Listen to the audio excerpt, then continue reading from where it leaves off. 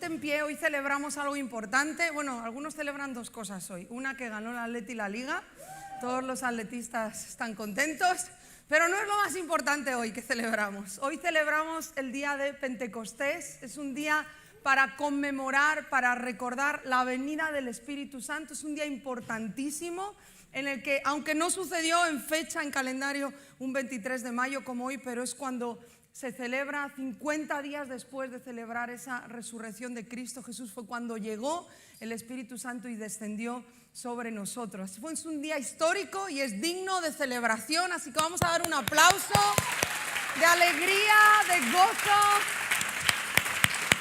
porque Él vino a habitar en nosotros.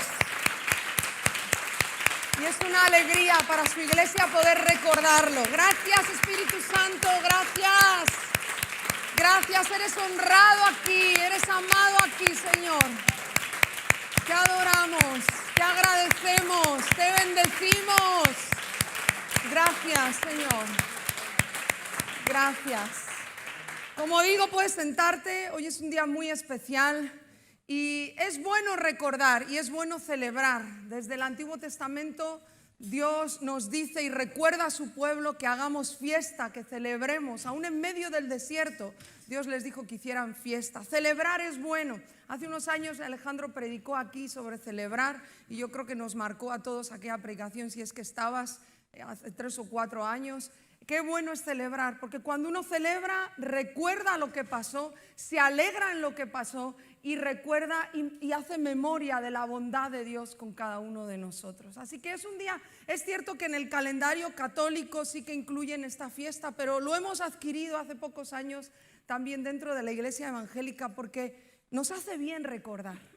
Nos hace bien pararnos un día como hoy, igual que el domingo de resurrección, igual que días así puntuales como la Navidad, que aunque no coincidan exactamente en la fecha, pero nos hace bien como pueblo de Dios recordar lo que Dios hizo. Y el día de Pentecostés, que hoy quiero hablarte sobre eso, fue un día histórico.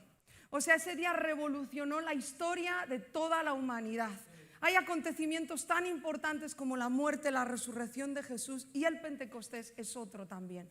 Marcó una nueva era. Cambió la historia para el pueblo de Dios. Fue el día, imagínate qué fuerte, que fue el día donde Dios decidió mandar a su Espíritu a habitar, a descender y a habitar en sus hijos, en el ser humano, en su pueblo. Eso hizo un antes y un después, eso cambió completamente el panorama. Comenzó la iglesia desde ese momento, o sea que es digno de que hoy nos paremos y lo recordemos.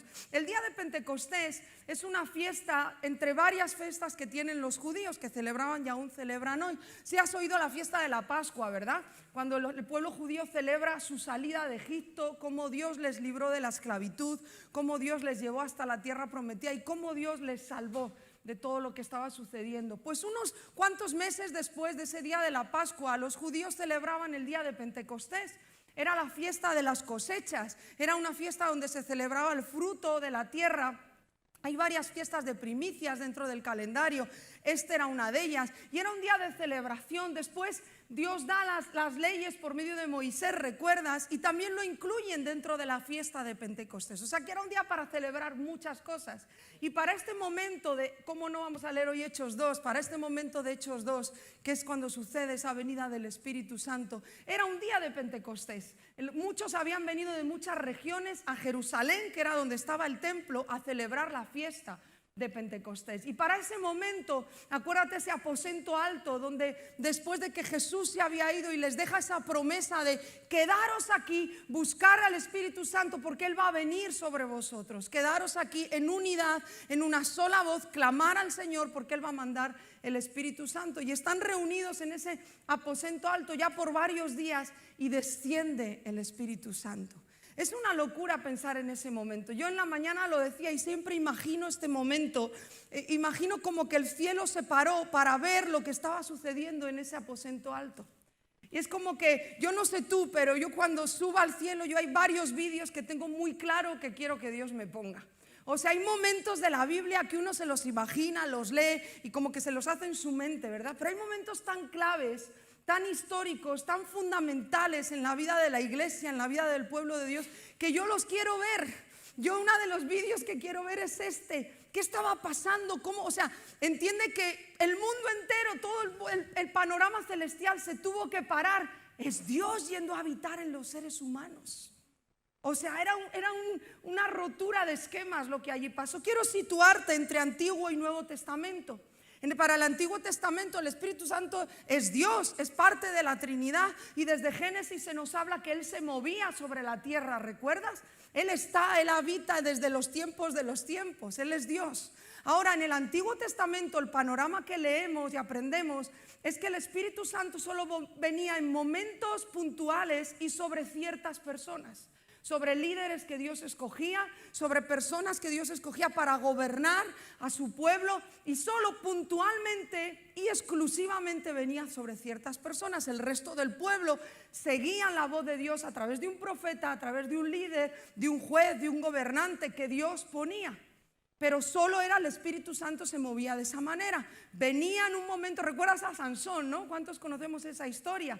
Cuando él hacía esas hazañas de superhéroe, dice la Biblia que es que el Espíritu Santo venía sobre Sansón y le daba esa fuerza. ¿Y cuántas historias vemos así? Así funcionaba con el Espíritu Santo en el Antiguo Testamento. Entonces, imagínate lo transgresor y lo que cambió la historia, el momento en que el Espíritu Santo ahora iba a venir a vivir en nosotros, sobre sus hijos, en su pueblo, en nuestro interior. Él iba a decidir morar, y desciende en ese Pentecostés el Espíritu Santo. No sé si me vas captando el peso de lo que hoy celebramos. O sea, es algo igual que cada celebración. Uno no puede solamente acordarse hoy, un día al año. Uno tiene que conmemorar y alegrarse por esto cada día. Pero es bueno que la iglesia sepa, es bueno que entendamos de dónde viene las cosas, cuál es el origen, porque hoy como quedamos por hecho, incluso leemos Hechos 2, no sé si te ha pasado. ¿Cuántos conocemos Hechos 2? O sea, nos conocemos el de repente, nos conocemos lo de las lenguas, nos conocemos lo del fuego, nos conocemos lo del viento recio, ¿sí o no? Casi de memoria. Y pasamos por Hechos 2, 5 o 6 versículos que narran esa venida del Espíritu Santo como el que pasa por yo qué sé, por una historia más de la Biblia. Y uno tiene en esos momentos que entender, pararse y ver la profundidad de lo que estaba ahí pasando. Fue un momento histórico junto con el capítulo 10 que luego vamos a leer. Ahora, quiero llevarte por el Antiguo Testamento, porque también el Antiguo Testamento apuntaba a ese día de Pentecostés. Desde los tiempos más antiguos, en el corazón de Dios estaba el deseo de venir a morar en nosotros. No fue fruto de una casualidad que Jesús ya ascendió con el Padre y dijo: Dios, ahora a ver qué hacemos, a ver qué se nos ocurre ahora, cómo podemos ayudar a la gente, cómo podemos hacer que la iglesia comience. No fue algo de casualidad, no fue algo espontáneo que surgió, sino desde el inicio de los tiempos, Dios en su corazón tenía el anhelo de morar en nosotros. Eso es una locura. No sé si lo captas, la locura que es eso, que un Dios tan grande quiera habitar en ti y en mí. Ahora vámonos al Antiguo Testamento. Punto número 1. Moisés ya deseaba lo que pasó en Pentecostés. Y te voy a citar varios momentos de la Escritura que, como digo, son una ventana a ese momento de Pentecostés. Y vamos a aterrizar después en ese Hechos 2, ese momento de Pentecostés. Te leo Números 11, del 25 al 29, en la NTV. Esta sí la quiero leer en la NTV. Te aterrizo aquí en este momento. Lo hemos leído en TCD, ¿verdad? Hace poquito la historia de Moisés. Bueno, estamos en ella, estamos sumergidos ahora a tope en la historia de Moisés. Y recuerdas que hace pocos días leímos que Moisés está saturado de trabajo. El pueblo era muy numeroso y la gente venía a Moisés todo el rato a pedirle, a hablar con él, a pedirle audiencia, a pedirle consejo. ¿Recuerdas que lo hemos leído esta semana, si no recuerdo mal? Y en medio de eso llega su suegro, ¿te acuerdas? Y le dice: oye, pon hombres que te ayuden. Te vas a reventar, hijo. O sea, vas a tronar, como dicen en México. Te vas a romper de tanto excesivo trabajo. Ahora, este es un momento, no ese que te acabo de contar, pero sí deriva de ese, donde tiene que nombrar 70 ancianos, y es el momento donde Dios decide poner el espíritu que había en Moisés, ponerlo en ellos. Porque no se trata de gobernar y ya está, sino de con qué espíritu gobiernas. Entonces, Dios tuvo que traer el espíritu que había puesto sobre Moisés, un espíritu de sabiduría, de entendimiento para liderar, pero entendemos que ese es el Espíritu Santo. Y ahora lo vamos a leer. Ay, acompáñame, desde el 25 dice: después el Señor descendió en la nube y le habló a Moisés. Entonces les dio a los 70 ancianos del mismo espíritu que estaba sobre Moisés. Aquí en la NTV cita espíritu con mayúscula. O sea, está citando al Espíritu Santo. Si te vas a la Reina Valera, vas a encontrar que espíritu es con minúscula. Hay un poquito de controversia entre los teólogos de esta parte. Unos dicen que sí está hablando del Espíritu Santo, otros dicen que está hablando del espíritu que Moisés portaba. Pero para mí, bajo mi entendimiento, son dos en uno y está hablando de lo mismo, porque obviamente lo que portaba Moisés era porque el Espíritu Santo le capacitaba. ¿Sí me sigues? Ok. Dice: y cuando el Espíritu se posó sobre ellos, los ancianos profetizaron. Siempre en el Antiguo Testamento, cuando vas a leer sobre el Espíritu Santo, está ligado con profecía. Cuando el Espíritu Santo por momentos puntuales descendía, ¿recuerdas incluso a Saúl? Ya en sus tiempos peores, que vino el Espíritu Santo y empezó a profetizar, que hasta se asombraron y decían: ¿Saúl entre los profetas? No sé si te acuerdas de ese pasaje. Fue asombroso. Está ligado en el Antiguo Testamento. Cuando venía el Espíritu Santo, venía la profecía. Dice así, seguimos leyendo: pero esto nunca volvió a suceder. Sin embargo, dos hombres, Eldad y Medad, se habían quedado en el campamento. Ellos estaban incluidos en la lista de los ancianos, pero no se presentaron en el tabernáculo. Es como si Dios nos citara hoy: ven que voy a ponerte un manto de sabiduría y hay dos de vosotros que decidís quedaros en casa. No, pues yo hoy lo veo online, ¿verdad? Hoy me quedo cómodamente en mi sillón. Fíjate lo que sucede. Dice: aún así, el Espíritu también se posó sobre ellos y profetizaron allí en el campamento. ¿Cómo te quedas? Tú y yo hubiéramos dicho: que hubieran venido. ¿Sí o no? Pues por eso para ellos ese manto no, que hubieran venido. Qué listos, se quedaron en casa. Pero Dios no es así. Qué bueno que Dios no es así. Y aún desde su campamento reposó sobre ellos también el Espíritu Santo. Dice: aún así el Espíritu se posó sobre ellos. Un joven corrió y le informó a Moisés: Eldad y Medad están profetizando en el campamento. Entonces Josué, un jovencito, hijo de Nun, que era ayudante de Moisés desde su juventud, protestó: Moisés, mi señor, deténlos. Pero Moisés respondió: ¿estás celoso por mí? Ahí vemos un Josué todavía muy inmaduro, ¿verdad? Envidioso, celoso, como diciendo: o sea, que yo estoy aquí pagando el precio de aguantar al Moisés. Le sigo, le persigo hasta la cumbre casi de la montaña, me como todos sus marrones. Soy su discípulo aquí para las buenas, para las malas. Y esto sin comerlo ni beberlo, aquí se llenan del Espíritu. ¿Y esto cómo es? ¿No? Todavía un inmaduro Josué. Ahora, ahí te va la contestación de Moisés, porque aquí viene lo que te quiero enseñar. Dice Moisés: ¿estás celoso de mí? Ya quisiera que todos los del pueblo del Señor fueran profetas. Y que el Señor, escucha bien, y que el Señor pusiera su Espíritu en mayúsculas sobre todos. Yo quiero que entiendas la locura que era decir esto. Ni creo que Moisés entendiera en toda profundidad lo que estaba diciendo, pero Moisés sí capturó algo: el corazón de Dios. Con más entendimiento menos, pero Moisés capturó que el corazón de Dios era: ojalá todos profeticen, ojalá sobre todos reposara el Espíritu Santo. De una manera u otra, con mayor o menor entendimiento, estaba apuntando a Pentecostés, donde un día el Espíritu Santo caería no sobre unos pocos, sino sobre todos. ¿Cómo este hombre conocía, intuía, olía el corazón de Dios? Obvio, tenía una amistad con Dios. Pero cómo desde este momento él vio como una ventana profética, no sé cómo explicarlo, ni siquiera sé cómo entenderlo, pero él vio el deseo del corazón de Dios, que era venir sobre todos nosotros. Qué increíble, ¿verdad? Segundo punto: la misericordia de Dios y su gracia mostrada en la venida del Espíritu Santo. Porque su venida, el día de Pentecostés, es una muestra, junto con la cruz y junto con la resurrección de Jesús, es una muestra más de su gracia y su misericordia hacia nosotros. Te lo voy a explicar. Isaías 44:3, ahora sí ya en Reina Valera, dice: porque yo derramaré aguas sobre el sequedal. Siempre el agua, sabes que es una figura del Espíritu Santo. Y ríos sobre la tierra árida. Mi espíritu en mayúsculas derramaré sobre tu generación y mi bendición sobre tus renuevos.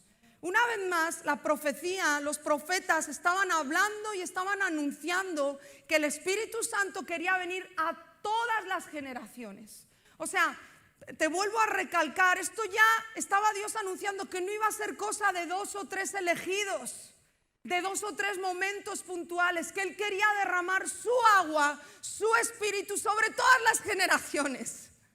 Lo interesante de este versículo, ¿sabes qué es? Que te vas al capítulo anterior. Todo Isaías es con este juego. Entiéndeme bien la palabra juego. Con esta doble intención del corazón de Dios. Por un lado, su justicia y por un lado, su amor, su gracia y su misericordia. Que las dos emanan de su corazón. Si te vas al capítulo 43, el anterior, Dios está trayendo una regañina a su pueblo por su infidelidad. Les está llamando infieles. Y les está echando una regañina buena, léela si quieres, en el 43. Me llama mucho la atención una frase que Dios dice en ese capítulo, te la voy a decir textual. Dios le dice a su pueblo infiel, me fatigaste con tus maldades. Está fuerte esa frase, ¿verdad? Podemos llegar a fatigar, a cansar el corazón de Dios con nuestra insistencia en pecar, con nuestra tozudez. Y Dios le dice eso a su pueblo, entre otras muchas cosas. Me has fatigado, me has cansado con tus maldades. Pero acaba el capítulo 43 diciendo el Señor, pero yo te voy a redimir, pero yo de nuevo te voy a rescatar. Y entramos en el capítulo 44. Es una locura cómo Dios conjuga, ¿verdad?, su justicia y su amor y su gracia.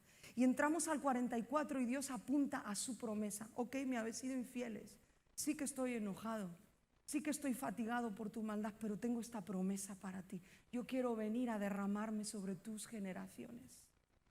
Yo quiero venir a derramarme sobre todos vosotros. Los tiempos van a cambiar. Ya no va a ser como ahora. Llegará un día en que sobre todas las generaciones yo me voy a derramar. ¡Wow!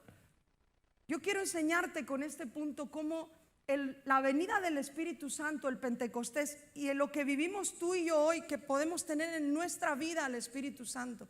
¿Entiendes que el Espíritu Santo es Dios? Que está lleno de poder, de maravillas, de grandeza. Es Dios y está con nosotros, está en nosotros. Él vino desde ese día.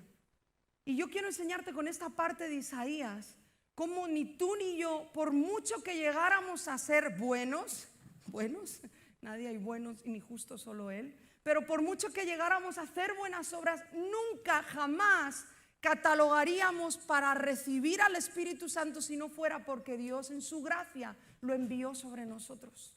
No sé si me entiendes. Es un asunto de la misericordia de Dios. El día de Pentecostés es un texto lleno de la gracia y la misericordia de Dios. Aún en tus infidelidades, aún en mis infidelidades, aún en mis transgresiones, Dios nos retira su promesa de que Él quería derramarse sobre todos. O sea, si eso no te rompe el cerebro, pues no sé el qué. Entre esto y la cruz, o sea, ¿qué dudas tenemos de que Dios es amor, es misericordia y su gracia nos llena cada día? Número 3.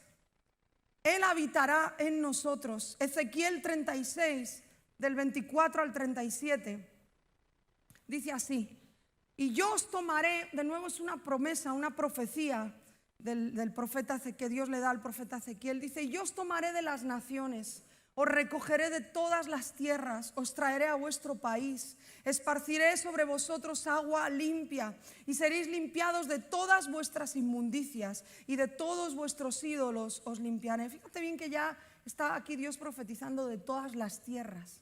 Acuérdate bien que hasta este momento y hasta mucho después se pensaba que Dios y todos los planes de Dios y después cuando vino Jesús solo era para un pueblo. ¿Recuerdas? Los hebreos aquí, los judíos después. Ese era el pensamiento. Ya Dios aquí y en muchas partes del Nuevo Testamento ya está dejando vislumbres de que Él va a venir para todas las naciones. Ahora te sigo leyendo. Os daré un corazón nuevo y pondré espíritu nuevo dentro de vosotros. Quitaré el corazón de piedra y os daré un corazón de carne. Y pondré, aquí te va, y pondré dentro de vosotros, que dice mi espíritu en mayúsculas, y haré que andéis en mis estatutos y guardéis mis preceptos y los pongáis por obra.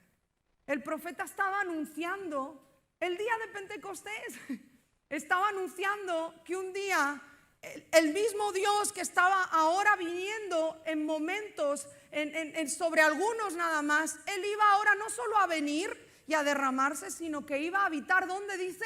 Dentro. Dice, yo pondré mi espíritu dentro de vosotros. ¿Esto no te rompe la cabeza? ¿Tú entiendes que Dios es un Dios santo? ¿Que el Espíritu Santo es Dios?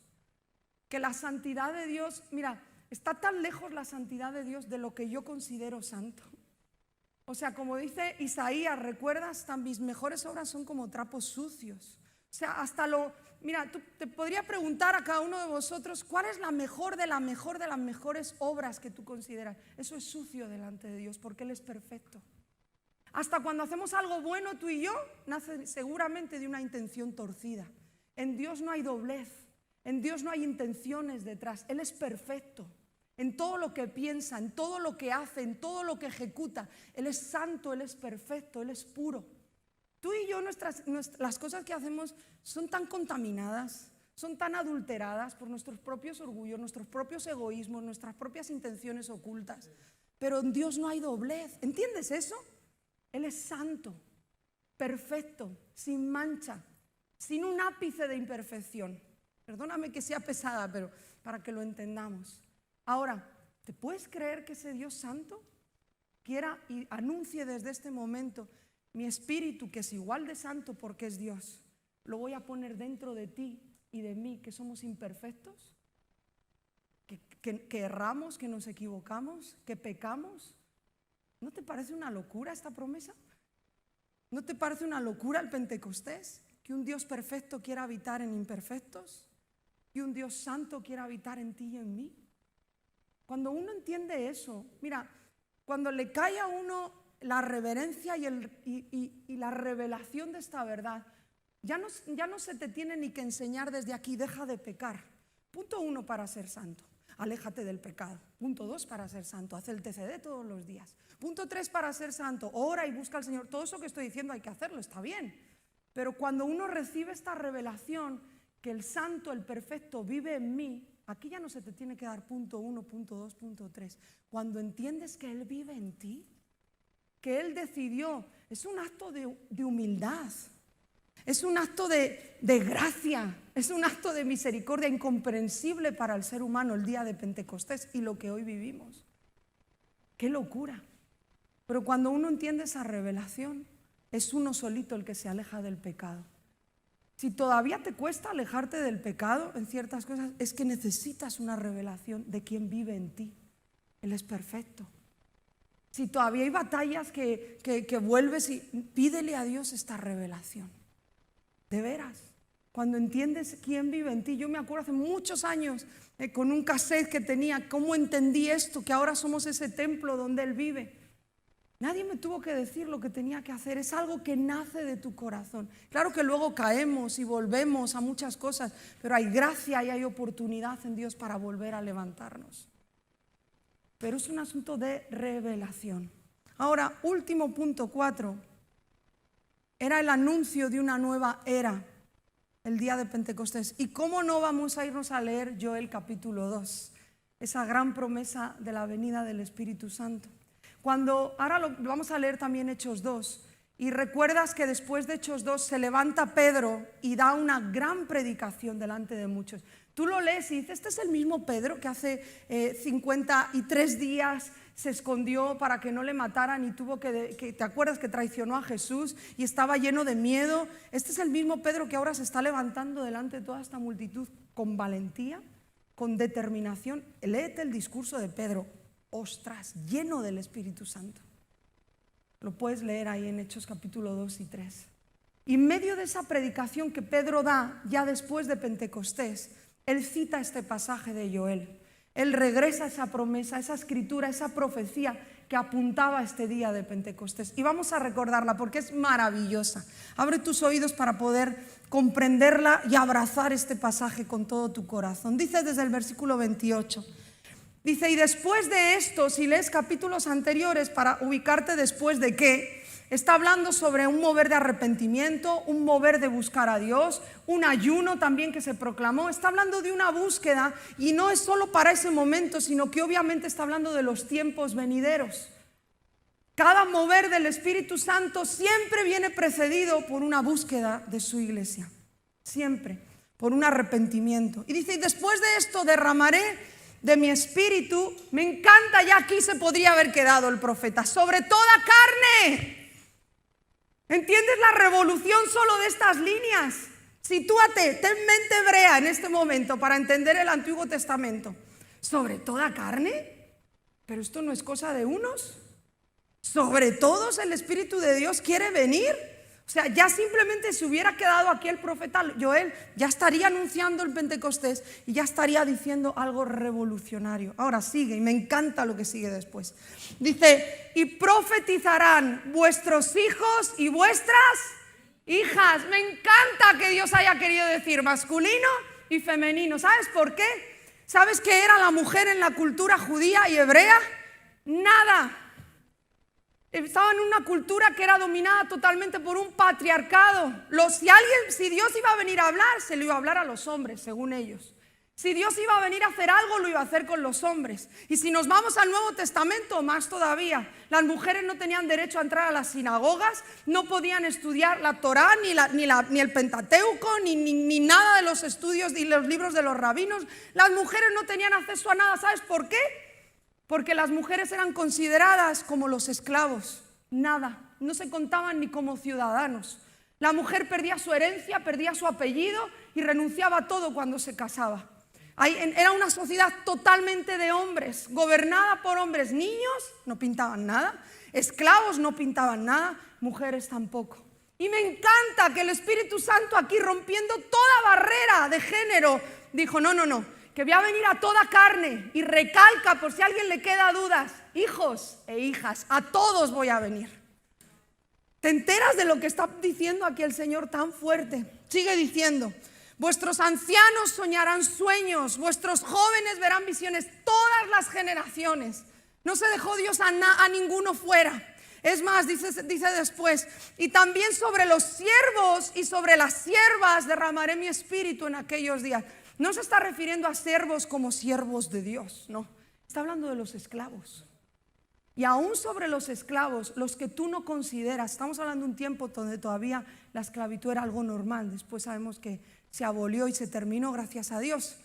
Pero aquí era algo normal en la sociedad. Y le está diciendo a su pueblo, ojo, que aún sobre aquellos que ni estimas ni consideras y para ti son menos que nada, sobre ellos también yo quiero venir. Toda carne, sobre todos. Y continúa, dice, y daré prodigios en el cielo y en la tierra, sangre y fuego, columna de humo, el sol se convertirá en tinieblas. Ahí te dejo para que tú estudies eso. La luna en sangre, antes que venga el día grande y espantoso de Jehová. Y todo aquel que invocare el nombre de Jehová será salvo. Aún estaba el profeta anunciando que llegará un día que por fe y por gracia seremos salvos, que con declarar el nombre de nuestro Señor Jesús, que con nuestra boca cuando declaramos es para salvación. Si sabes de lo que hablo, ya no habría falta sacrificios, ya no haría falta que entregáramos un cordero, no, está anunciando la salvación venidera. ¡Qué pasaje! ¡Qué increíble es la Biblia! Cómo Dios desde los tiempos está plasmando su corazón. Ahora aterriza en Pentecostés con todo esto. Con todo esto que te he contado, vámonos a Hechos 2. Incluso vámonos a ir a Hechos 1 para que el propio Jesús anunció ese momento. Para que valores, entiendas y ames al Señor y se ensanche tu corazón, que por su amor y su gracia Él quiso venir sobre nosotros. Tenemos un Dios increíble.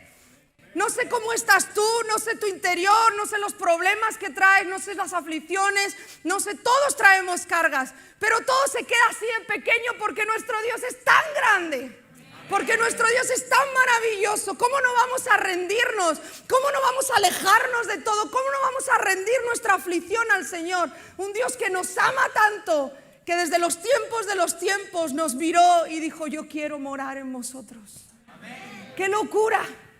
Vámonos a Hechos 1. Hechos capítulo 1. Es el momento donde Jesús, ya resucitado, está a punto de irse con su padre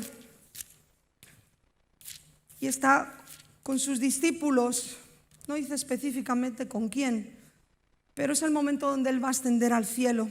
¿Cómo voy de tiempo? Ok. Hechos capítulo 1, versículo 6. Ahí te va, está muy interesante esta parte. Y ahora vamos a Hechos 2, que pues como decía en la mañana, un día de Pentecostés sería un pecado no leer Hechos 2, ¿verdad? Casi que no podríamos. Dice el versículo 6. Entonces, los que se habían reunido le preguntaron diciendo, ahí te va la pregunta, O sea, está en un momento antes de que Jesús se va a ir ya con el Padre y no se les ocurre otra cosa que preguntar esto. Ahí te va. Dice, Señor, ¿restaurarás el reino a Israel en este tiempo? Quiero que entiendas esta pregunta, porque lo que estaban tan desconectados de lo que estaba pasando, no vamos a juzgarles, todavía no había venido el Espíritu Santo. Nosotros tenemos al Espíritu Santo y todavía se nos va a veces el rollo, o sea que no vamos a juzgarles, pero la pregunta era fuera de lugar. O sea, más o menos le estaban haciendo una pregunta política. Acuérdate que para este tiempo todos los judíos vivían bajo el imperio romano. En toda Jerusalén, en toda la región, gobernaba el imperio romano. Y lo que el imperio romano hacía es toda una opresión con los judíos. Los metía en las cárceles, los ponía impuestos altos. Y la pregunta más o menos era, Jesús, ¿cuándo se va a arreglar esta situación? ¿Sí me explico? O sea, básicamente es como si, para que entiendas lo desconfigurado que estaba la pregunta, imagínate que Jesús se para aquí ahora 10 minutos, os doy 10 minutos. Y no se nos ocurre otra que preguntarle, oye Jesús, ¿por qué el Coletas ha dejado la política? Por ejemplo. O ¿por qué el presidente hace esto y lo otro? O ¿por qué la ley de no sé qué? O sea, tienes 10 minutos a Jesús, pregúntale del reino, pregúntale los misterios del cielo, pregúntale, no sé. ¿Me explico? Ahora la respuesta de Jesús es genial. Versículo 7 dice, y les dijo, no os toca a vosotros saber los tiempos o las sazones. O sea, no es tu historia esto. Tranquilo, Dios gobierna las naciones. No es tu historia saber eso, Dios sabe que el Padre puso en su sola potestad. Y ahí te va el 8, porque esa es la clave. Pero recibiréis poder cuando haya venido sobre vosotros el Espíritu Santo, y me seréis testigos en Jerusalén, en toda Judea, en Samaria y hasta lo último de la tierra. O sea, básicamente Jesús le dijo, mira, esto no es tu problema ahora, enfócate en lo importante, va a venir el Espíritu Santo. O sea, déjate de rollos ahora políticos y que si la opresión, olvídate, es que va a venir el Espíritu Santo. Y cuando Él venga, os va a llenar de tanto poder que vais a poder testificar de mí, vais a orar por enfermos, se van a sanar, incluso por muertos y van a resucitar. Porque yo no sé si entiendes que lo que pasó en Pentecostés y lo que vivimos hoy es que el mismo Espíritu que levantó a Jesús de la muerte está en ti y en mí. ¿Entiendes eso? O sea, en ti, tú y yo no tenemos poder de nada, pero el Espíritu Santo viviendo en nosotros, que es el Todopoderoso, nos da el poder para orar por enfermos y que se sanen. ¿Conoces la historia de David Wilkerson, que ya murió, de lo que sucedía cuando él entraba a un tanatorio? Su hijo, llegó un momento, su hijo vive aún, que le dijo, papá, ni se te ocurra venir un día más conmigo a un velatorio. Porque cuando ese tipo entraba, estaba tan lleno del Espíritu Santo. Había tan peso de gloria en su vida, de la intimidad que ese hombre tenía con el Espíritu Santo, que nada más que entraba por la puerta del tanatorio, ni siquiera llegaba a la sala donde estaba el muerto. Dice el hijo que empezaba a oír gritos en todo el tanatorio. ¿Sabes de qué eran los gritos? De que los muertos se estaban levantando. Porque él portaba ese poder que es el Espíritu Santo, no que tiene, Él es el Todopoderoso. Y Él vive en ti y en mí. Entonces cuando le hicieron esta pregunta es como Jesús dijo, no, enfoquémonos en lo que importa. Es que va a venir. Es que ya no va a ser que te cuenten o que veas o que algunos, no, es que va a venir sobre todos vosotros. Y cuando Él venga, tu testimonio va a ser tan fuerte que va a impactar las naciones. Sus discípulos captaron este mensaje. Vino el Espíritu Santo, ahora lo vamos a leer. ¿Y sabes qué se dijo de ellos en Hechos de los Apóstoles? Aquellos que trastornaron el mundo entero. ¿Por qué? ¿Porque fueron mejores personas? No. A veces, ¿sabes? Para lo único que buscamos al Espíritu Santo, para ser mejores personas. Eso es un error, por no decir otra cosa.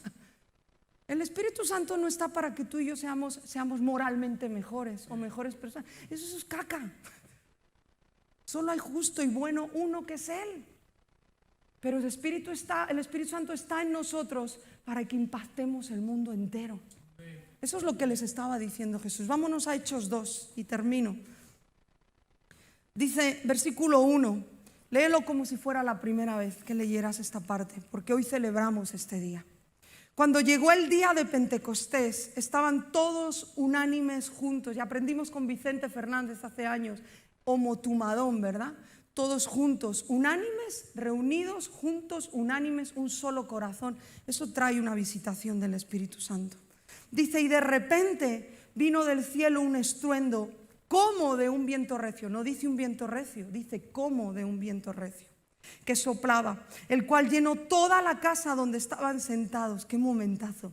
Y se les aparecieron lenguas repartidas como de fuego. No dice fuego, dice como de fuego, asentándose sobre cada uno de ellos. Y fueron todos llenos del Espíritu Santo y comenzaron a hablar en otras lenguas, según el Espíritu les daba que hablasen. Si quieres saber de qué van estas lenguas y qué tiene que ver con las de Corintios, que dice que eran lenguas angelicales, aquí hablaban en otros idiomas, llegaron de muchas regiones con otros idiomas y les entendían. O sea, es como si ahora empezáramos tú a hablar ruso, tú italiano, tú, y llegaran y dijeran, yo le entiendo. Si quieres saber por qué aquí estas lenguas, por qué es la otra, vea, tú Conecta. En el Conecta hemos dado varios temas sobre esto. ¿Ok? Publicidad. Ahora, lo que sucedió ahí en ese momento, esa venida del Espíritu Santo, creo que lo has entendido bien con todo lo que hemos leído, era una rotura de esquemas para todos los que ahí estaban reunidos. Ni siquiera creo que cuando Jesús les dijo que se quedaran ahí esperando a su venida, se imaginaban algo así. No creo que hasta que pasó lo empezaron a comprender. Y termino leyéndote Hechos 10. ¿Me ayudáis por favor los de la alabanza? Hechos 10, porque no concibo un Hechos 2 sin un Hechos 10. Para mí van de la mano. Hechos capítulo 10, versículos 44 en adelante. ¿Qué sucede en Hechos 10? Te pongo en contexto. Cornelio, un centurión romano, no judío, sino de Roma, romano, pero piadoso, dice la Biblia que él oraba y daba limosnas. En cierta manera había captado un poquito el evangelio, pero no era del pueblo judío. Y de repente, en una visión a Cornelio, Dios le dice que alguien va a venir y le va a exponer el evangelio, que lo reciba. Por otro lado, simultáneamente, Dios está hablando en visión a Pedro. ¿Y te acuerdas esa visión que le sube a la azotea y que ve una visión donde Dios le habla que Él quiere venir sobre los gentiles? Esta es la locura ya de lo que pasó ahí. O sea, ahora hoy con nuestra mente sabemos que el evangelio es para todos, ¿sí o no? Sí. Pero tú entiendes que en este momento, para este momento de la historia, el Dios de los hebreos, que era el Dios de después los judíos, ese Dios solo había venido para su pueblo. Su pueblo eran los judíos, ¿sí me entiendes? Era una transgresión pensar que también había venido para aquellos que no eran judíos. Pero Dios le avisa a Pedro. Se encuentran Pedro con Cornelio. ¿Y sabes lo que hace Pedro? Se sienta con todos aquellos que eran amigos, que estaban interesados en escuchar a Pedro, y empieza a predicarles. O sea, para lo que vamos a leer, quiero que entiendas esto. Pedro no impuso las manos sobre la gente. Pedro ni siquiera levantó sus manos y dijo, Espíritu Santo, ven sobre ellos. Pedro estaba predicando, exponiendo el evangelio. Sí, lo puedes leer versículos atrás. Vámonos al 44, dice así. ¿Todo bien? Ok. 44 dice, mientras aún hablaba Pedro estas palabras, el Espíritu Santo cayó sobre todos los que oían el discurso. Capta al momento lo que está pasando. 45. Y los fieles de la circuncisión, o sea, los judíos, los de ley, los circuncidados, que habían venido con Pedro, se quedaron atónitos, se quedaron locos, pensando también que sobre los gentiles se derramase el don del Espíritu Santo. ¿Por qué pensaron que se había derramado el Espíritu Santo? Porque los oían, que hablaban en lenguas y que magnificaban a Dios. O sea, vino el Espíritu Santo y no solo eso vino, sino que los bautizó porque empezaron a hablar en lenguas. O sea, si Hechos 2 separó el cielo para ver que Dios había venido sobre el ser humano, Hechos 10 se volvió a parar el cielo. O sea, Hechos 2, yo creo que los ángeles casi se callaban unos a otros. Cállate, que quiero ver ese momento. Es Dios yendo sobre el ser humano. Ahora, Hechos 10, yo creo que pasó lo mismo. Pero ¿qué me estás contando? ¿Que no solo fue sobre su pueblo? ¿Que ahora también sobre los que no son judíos? ¡Wow! Era este momento histórico en toda la historia nuestra como hijos de Dios. Y el siguiente versículo: entonces Pedro respondió: ¿puede acaso alguno impedir el agua para que no sean bautizados estos que han recibido el Espíritu Santo también como nosotros? Que venga un teólogo y nos explique cómo pudieron primero recibir el bautismo del Espíritu Santo y después sumergirse en aguas. No, hay que hacer la oración de fe, hay que hacer integración, hay que bautizarse y luego te bautiza el Espíritu Santo. Dios es Dios y Él puede romper todo esquema. Y el primero vino, los bautizó, hablaron en lenguas y Pedro, inteligente, dijo: hay agua, vamos a bautizarlos. Vamos a asegurarnos que son salvos. Bautícense también. Qué locura de pasajes. Es la historia de la iglesia, es el inicio de una iglesia gloriosa a la que tú y yo hoy pertenecemos. ¿Sabes el honor que es pertenecer a una iglesia? A la iglesia de Cristo, abriendo los cielos. ¿Sabes el honor que es pertenecer al pueblo de Dios? ¿Sabes el honor que es que Dios, desde los principios de los tiempos, Dios haya pensado en nosotros para venir a habitar en nosotros?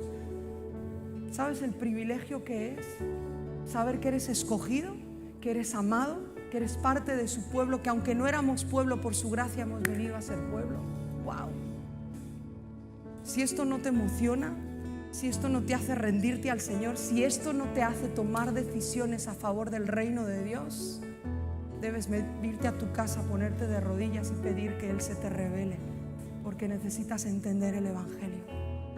Esto es la locura de las locuras. El amor de Dios por nosotros no se puede explicar. Que Él viniera, que Él muriera, que Él resucitara y que Él habite entre nosotros y en nosotros. No hay palabras que puedan explicar eso.